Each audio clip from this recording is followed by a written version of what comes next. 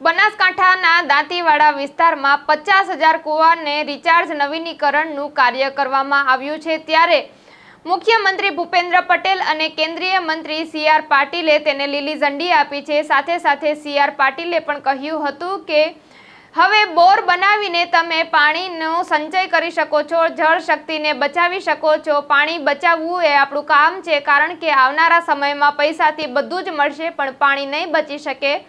આપણા ઘરે મહેમાન આવશે તો તેને પાણીના બદલે કેપ્સ્યુલ આપવી પડે તેવી સ્થિતિ ન સર્જાય, એટલા માટે જ હવે બોર બનાવવાની વ્યવસ્થા સરકાર તમને પૂરી પાડી રહી છે। તો સાથે સાથે મુખ્યમંત્રી ભૂપેન્દ્ર પટેલે પણ જણાવ્યું હતું કે જળ શક્તિને ઊંચું લાવવું તે આપણું સૌનું કામ છે। સૌનો સાથ, સૌનો વિકાસ હેઠળ વડાપ્રધાન નરેન્દ્ર મોદીએ પણ પાણી પહેલા પાળ બાંધવાની પ્રક્રિયા શરૂ કરી છે, એટલે જ વડાપ્રધાન નરેન્દ્ર મોદીને સાથ સહકાર આપીને આપણે સૌ જળ સંચયમાં જોડાઈએ, જળ શક્તિને ઊંચા લાવીએ તેવા કાર્યો કરવા પડશે।